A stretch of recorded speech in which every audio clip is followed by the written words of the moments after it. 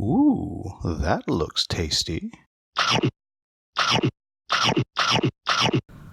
Welcome, folks. Today, the Hungry Gamer is at Origins Game Fair, and I have with me one of the co-designers, lead designers of Dead Alive Games, Bernie Lynn, who is going to talk a little bit about his current Kickstarter, Omicron Protocol, a skirmish game for 2 people. So, what I want to know most, Bernie, is where did this idea come from? Why? And what got you and Brendan to finally take the plunge and do all of this? Good question. So Brendan Kendrick is the other designer. He's currently demoing downstairs. So him and I have been playing miniature games for years, from like X-Wing to Guild Ball, a little bit of Malifaux and Infinity too mixed in there. And then one day he just came and was like, I have a game idea. And I was like, okay, let's hear it.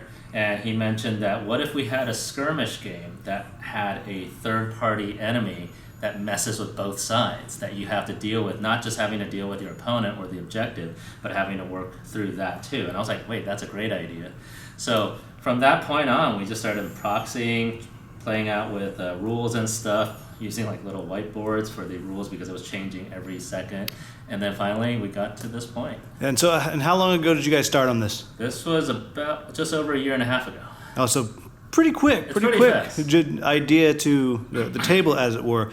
Now, you already mentioned the third-party characters kind of in the middle. I'm going to zoom in on the standees there in just a sec. So that's one thing that makes this skirmish game unique. Is there anything else that is unique about this skirmish game compared to others? Also, we have, it's probably harder to see here, but on each card, this left side, we call it the action store, action market. So most skirmish games, you roll a die. If you meet the number that you're trying to hit, you hit them and you do damage.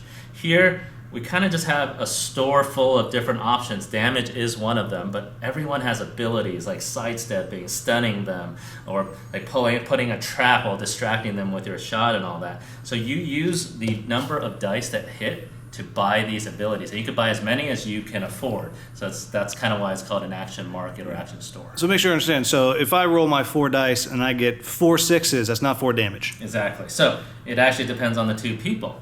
This person, if you roll 4 dice, you could actually get 3 damage. She actually doesn't even have a 3 damage, even if you roll 4 6s.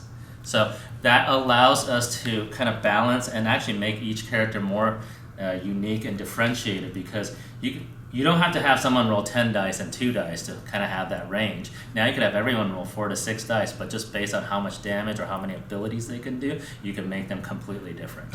And just real quick, so tell us how this third party works. What are they? What happens in the game? And how am I going to mess with you with that third party? Yeah, so the third party, these are kind of citizens affected by some hallucination. This is the year 2050, so they all have cybernetic implants. Something went wrong with that, and that's part of the whole story, trying to figure out what's happening. So what happens is, after everyone moves, or you activate one character, so she goes there, she does a bunch of her cybernetic stuff. The cybernetics that she uses generates kind of like an EM noise that they can detect. So once she is done, let's just say she creates 6 EM noise. Any of these Sims, as we call this, cybernetic sociopaths, within 6 hexes of her, I, as the opponent, let's say that was you, get to move them closer to her and attack her. I could attack, the rules are kind of set, but then you can have some leeway. So you could almost use it sometimes to attack a buddy of that person. And this way you could like block line of sight and all that. So it's all based on how much of this EM noise you made. And then when I do it, you get to mess with me, with the ones that are close to me and surround me. And so you're live on Kickstarter right now. You're 50% funded, somewhere in there. How much longer are you on Kickstarter? And and where can they find you here at Origins if they want to check it out? All right, we are on Kickstarter till next Wednesday or Thursday, so and come check us out. Even if we don't end up funding this time, we will definitely relaunch, because this is definitely a game we want to be out there. We are downstairs in the A hall. I think it's a kind of L section, 112. you can just find us once you get there. It's like a bunch of empty tables that have different people set up to do demos. We're there Friday, Saturday, pretty much from 2 o'clock to 10 o'clock. Or you can find us online, www.deadalivegames.com. If you send us an email, we will set something up for you. Yeah, and so last question, you or Bernie, who's better?